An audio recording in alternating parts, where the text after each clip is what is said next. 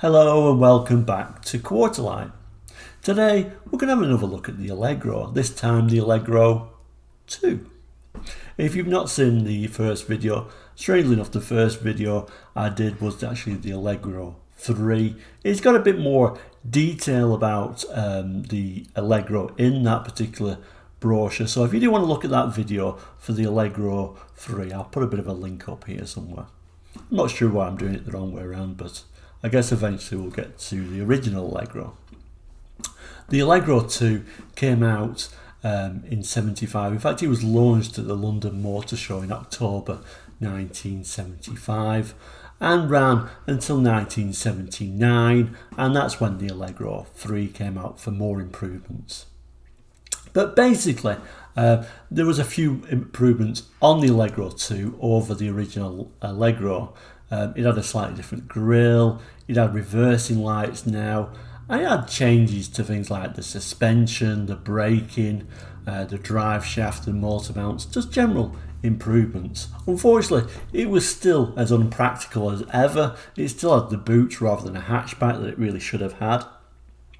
And really, they did these improvements really because the competition was getting stronger and stronger at this time. Now we've got the Golf coming in, sort of to a lesser extent, I guess the Chevette, and that did have a hatchback. You've also got now the Mark II Escort. So really, it was trying to compete against these cars that really it couldn't do. But it tried, and it was a bit different. If you had to get the hatchback, you still had to move up to that estate, which I think is probably the most attractive of the Allegros. The brochure we're going to look at is from 1976, in fact January 76, so this is when this really just came out. So like I say, it was late 75. This is a January 76 brochure, and it says up there featuring the 1500 and 1750 models, really trying to show it as a more upscale product. So let's have a look at that now. Okay, and here it is, the first page. This is showing the Allegro 2 1500 Super.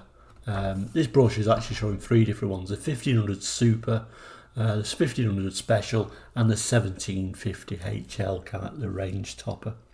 But it's really showing in this brochure that it's more of a luxury vehicle, or trying to say it's more of a luxury vehicle towards its competition. So it says new Allegro is here, and with it a whole new concept in family motoring, luxury with economy. Now we've got a no extra charge, what they call a fuel conserving fifth gear ratio. So we've got a 5th speed gearbox. We've got that hydroglass suspension, which gives it a little bit more comfort. And it's saying Allegro 2. Suddenly, family motoring has moved into the luxury class. And this is like the base of this brochure, at least, the 1500 Super. But, I mean, it's got nice seats. It's got plenty of standard features, which really it's having to do to compete against those newer models. Looking at the Allegro 2 1500 Special. So a few more features on top of it in this rather unusual brown 70s colour that seems to be so famous. Very unfortunate names that the Allegro had, unfortunately. The Agro, because of its issues. It was called the Flying Pig, and sometimes when it was in brown it was called the Flying something else, which I won't mention here.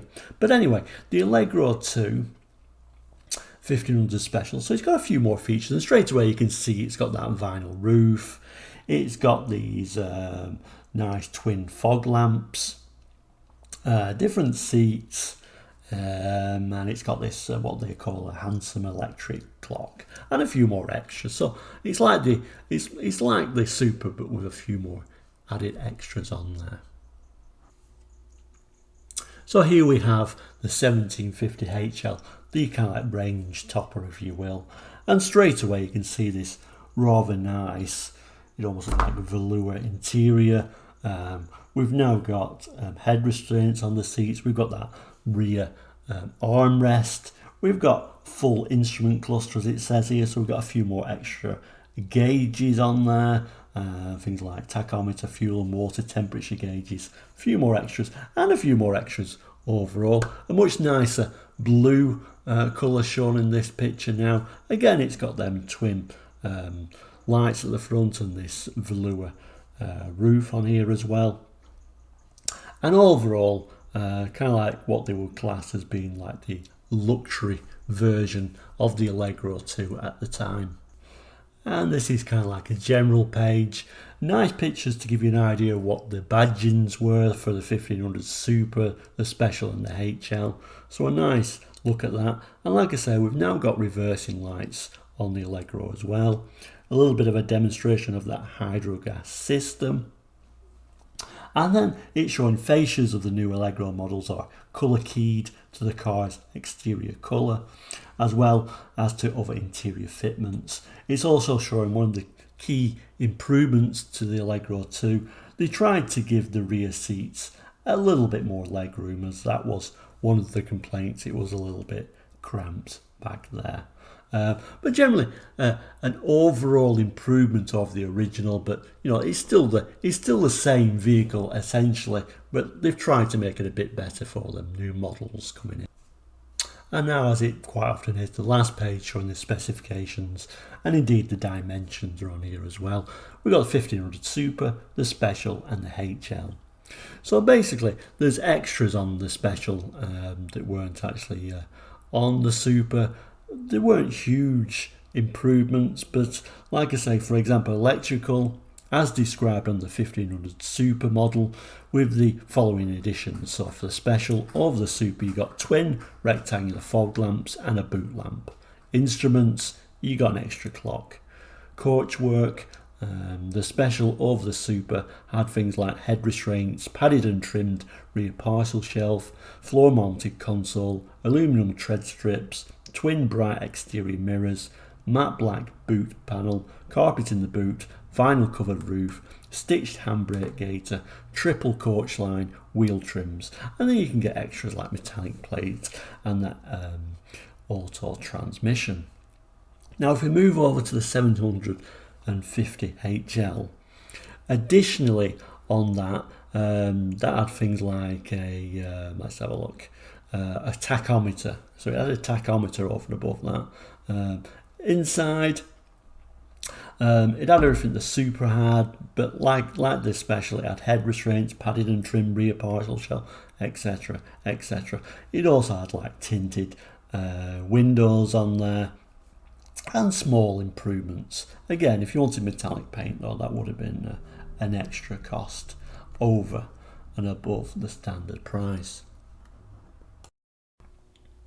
So there we have it, that is the Allegro 2. I really only wanted to do a short video today. Really it's just an additional video on top of the Allegro 3, which had a bit more detail in it. Like I said, it was just an improvement of the original, because things like the Volkswagen Golf, the Mark II Escort, the Chevette, and even things like the Datsun 120Y Sunny was coming in, and that was certainly getting some sales due to its reliability. It was already, I mean, it came out in 73, already by 75. The sales figures weren't fantastic by any stretch of the imagination. It was already struggling a little bit. But anyway, that's all for today's video. Thank you once again for watching Quarterlight. Please do like and subscribe and comment, please. A few comments on there. I do enjoy reading your comments. I will reply to everyone. So for now, goodbye, and please do take care. Goodbye.